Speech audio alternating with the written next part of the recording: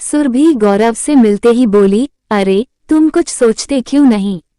मेरे mummy papa हर दिन एक लड़के का बायोडेटा भेज रहे हैं और मिलने को कह रहे हैं। बताओ मैं क्या करूं? मैं क्या करूं? तुम तो जानती हो कि मेरे यहाँ दादाजी की रजामंदी के बिना कुछ नहीं हो सकता। तुम क्यों नहीं अपने मम्मी पापा को कहती हो कि वे जाकर बात करें?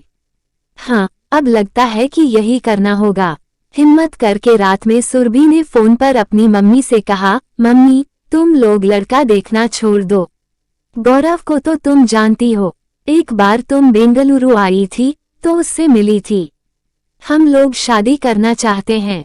क्या तुम्हारे साथ तो कितने पढ़ने वालों से मैं मिली हूँ, मुझे याद नहीं। ठीक है, पहले पापा के कान में डाल दो, अभी गौरव का फोटो डाल दूंगी। बहुत तेज और अच्छा लड़का है, मेरी कंपनी में ही डाटा एनालिस्ट है।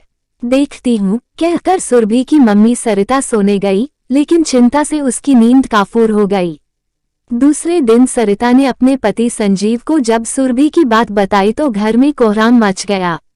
संजीव उस पर ही दोषारोपण करने लगा, तुमने ही उसे बहुत छूट दे दी है। अरे उसे इंजीनियरिंग पढ़ने के लिए भेजा था कि प्रेम करने के लिए? पता नहीं कौन सी जाति है, कैसा परिवार है। अब आजकल जाति क्या देखना है, जब लड़की और लड़का एक दूसरे को पसंद कर रहे हैं तो हम क्या कर सकते हैं। वैसे भी आजकल शादी ब्याह तय करना भी आसान नहीं रहा। शादी हो जाए तो निभाना आसान नहीं। अपनी आदत के अनुसार सरिता ने जोड़ दिया, अब हमारा जमाना तो रहा नहीं। बिना हमारे मिले देखे सुने बड़ों की मर्जी से शादी हुई और चल रही है। हमेशा अपना क्या लेकर बैठ जाती हो, बेटी से पूछो कि क्या करना है। फिर बेटी के कहने पर पापा संजीव गौरव के दादाजी से मिलने उसके घर जाने को तैयार हुए। रविवार को सरिता और संजीव दोनों ही अपनी गाड़ी से रांची से जमशेदपुर के लिए निकले। सड़क अच्छी बन गई है, 2.5 घंटे में पहुंच गए। वहां घर जाकर पता चला कि परिवार में उसके दादा ही उसके संरक्षक हैं। उसके माता पिता की मौत बचपन में ही हो चुकी है। अब ये संजीव को दूसरा झटका लगा। उन्होंने अपनी मनस्थिति को दबाते हुए बताया कि उनकी बेटी सुरभि और उनका पोता गौरव एक दूसरे को पसंद करते हैं और शादी करना चाहते हैं। इतना सुनना था कि उसके दादा भड़क गए। वे कहने लगे कि गौरव ने तो कोई ऐसी बात नहीं बताई, उसे तो अभी बाहर जाकर आगे की पढ़ाई करनी है, एमएस करने जाना है। वे बस अपनी बोलते जा रहे थे। वे बता रहे थे कि कितनी परेशानी से उसकी देखभाल की, पाला पोसा। संजीव को गौरव पर भी गुस्सा आने लगा, लेकिन वे जो बोल रहे थे चुपचाप सुन रहे थे। पर वे अभी शादी के लिए कुछ सुनने को तैयार नहीं थे। बुढ़ापे का अजीब सा संकीर्तना सवार था। सरिता ने एक बार उनसे कुछ कहना चाहा तो वे गुस्सा गए। अंत में संजीव ने उन्हें पहले गौरव से बात करने को कह दिया और वहां से चाय पीकर विदा ली। गाड़ी में बैठते ही उन्होंने अपनी बेटी को कोसना शुरू किया, इतने अच्छे अच्छे रिश्ते आ रहे हैं।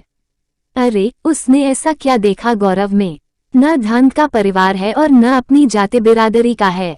बुढ़ा अलग घूंसट है, कुछ सुनना भी नहीं चाहता। ये सोचकर उनका मन दुखी हो गया। अब कहीं जाने की इच्छा नहीं हो रही। पर आने से पहले उन्होंने अपने प्रिय दोस्त को फोन पर कहा था कि तेरे से जरूर मिलना होगा। उदास मन से अपने दोस्त के घर पहुंचे तो वहां दोस्त और उसकी पत्नी की आत्मीयता, उनके अवभगत से मन खुश हो गया। पुरानी बातों, हंसी ठहाकों के बीच वे भूल ही गए कि किस काम से आए हैं। मन प्रफुल्लित हो गया। दोपहर का खाना खाने के बाद बैठे तब असल मुद्दा निकलकर सामने आया। संजीव ने बताया कि किस काम से और कहां से होकर आ रहे हैं। बेटी की जिद के आगे झुकना पड़ रहा है, लेकिन लड़के का दादा जिसने उसे पालपोस कर बड़ा किया है, बड़ा ही सनकी है, कुछ सुनना नहीं चाहता। अपने दोस्त को जब संजीव ने उनके घर का पता बताया और यह भी कि लड़के के माता पिता नहीं हैं, विस्तार से जानकारी मिलने पर उनका दोस्त बोल पड़ा, यार सचमुच दुनिया गोल है। मैं तो उन्हें अच्छी तरह जानता हूँ, वे मेरे ममेरे भाई के बहनोई लगते हैं। क्या आश्चर्य मिश्रित संजीव की आवाज आई। लेकिन यार एक बात ये भी जान ले कि उसके माता पिता की मौत एक्सीडेंट से नहीं एड्स से हुई थी। जब उनका बेटा गौरव अपनी मां के पेट में रहा तो जांच के क्रम में पता चला कि मां पॉजिटिव हैं। आश्चर्य से सरिता कह उठी, क्या हाँ, उसकी मां को शादी के बाद खून चढ़ाने की जरूरत पड़ी और वही खून चढ़ाना उनके जीवन का काल बन गया। अब कहाँ चूक हुई, वे HIV पॉजिटिव हो गईं। उनसे गौरव के पिता भी पॉजिटिव हो गए।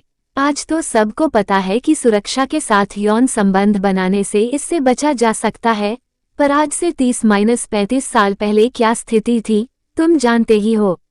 एड्स का नाम लेने में भी लोग डरते थे। डॉक्टर इलाज तक नहीं करना चाहते थे। अस्पताल ऐसे मरीज को एडमिट नहीं करते थे। वे लोग दिल्ली तक दिखाने गए, लेकिन उनकी हालत तो अछूत वाली हो गई। उसी समय ये लोग जमशेदपुर आ गए। उनके एक करीबी डॉक्टर ने सुरक्षित प्रसव कराया। उनका बेटा HIV निगेटिव हुआ और देख ही रहे हो, वह स्वस्थ है। पर उसके माता पिता की 2-3 वर्षों के अंदर ही मौत हो गई। 5-6 साल हुए इनकी पत्नी भी नहीं रही। अब तुम उसके दादा के सनकी होने का कारण समझ सकते हो। लेकिन तू चिंता न कर, मैं अपने भाई को कहूंगा, वे जरूर उन्हें मना लेंगे। उद्धरण चिन्ह। संजीव के दोस्त ने तो विस्तार से सारी बातें बता दी। अब उसे दूसरी चिंता ने घेर लिया। अगर शादी हो भी जाती है तो ऐसा न हो कि उनकी संतान कोई आनुवंशिक बीमारी से पीड़ित हो जाए। घर पहुंचकर सरिता ने बेटी सुरभि को सारी बातें बता दी, अपने मन का भ्रम, उसके दादाजी की बातें। और कुछ दिनों के लिए शादी का मुद्दा घर से गायब हो गया। सरिता को लगा कि सुरभि और गौरव के दिमाग से भी यह खत्म हो जाएगा। लेकिन 15 दिन ही बीते होंगे कि सुरभि ने चाहते हुए कहा कि गौरव के दादाजी तैयार हो गए हैं, आप लोग जाकर मिल लें और कोशिश कीजिए कि मंदिर में बिना तामझाम और भीड़-भाड़ के शादी हो। सुरभि के पापा गुस्साते हुए कहने लगे, शादी के बारे में बाद में सोचेंगे, पहले तुम गौरव का जेनेटिक टेस्ट कराओ, भविष्य में कोई दिक्कत ना हो। तुम दोनों ब्लड टेस्ट कराओ, सारी रिपोर्ट भेजो तो ही आगे बात होगी। अब मरता क्या ना करता। सुरभि और गौरव वहां जेनेटिक डॉक्टर से मिले। उसने ब्लड सैंपल लेकर जेनेटिक टेस्ट किया। उसने ये बताया कि इस टेस्ट से आनुवंशिक बीमारी का पता लगा सकते हैं और जांच के परिणाम से शुरुआती उपचार के विकल्प चुन सकते हैं। गौरव के टेस्ट के बाद डॉक्टर ने बताया कि गौरव पूरी तरह स्वस्थ है। उसके संतान में आनुवंशिक गड़बड़ी की कोई गुंजाइश नहीं है। डॉक्टर ने ये भी बताया कि आजकल लोग जन्म कुंडली न मिलाकर ब्लड ग्रुप का मिलान करते हैं। इसके सही मिलान से दाम्पत्य जीवन सुखमय और सुखद होता है। सुरभि और गौरव ने ब्लड ग्रुप का मिलान भी करवा लिया। डॉक्टर ने इस पहल के लिए सुरभि और गौरव की प्रशंसा की। सारी रिपोर्टें सुरभि अपने ने पापा को भेज दी और चैन की सांस ली। रिपोर्ट के आधार पर डॉक्टर की हरी झंडी मिल गई है। उनके विवाह में अब कोई बाधा नहीं है। इस खुशी को सेलिब्रेट करने के लिए गौरव और सुरभि डिनर एक साथ करने के लिए एक विशेष रेस्तरां में बैठे हैं। बैठे बैठे सुरभि अपने पापा की तरह सोच रही है कि खुशहाल वैवाहिक जिंदगी के लिए स्वास्थ्य के प्रति जागरूक होना और स्वस्थ होना जरूरी है।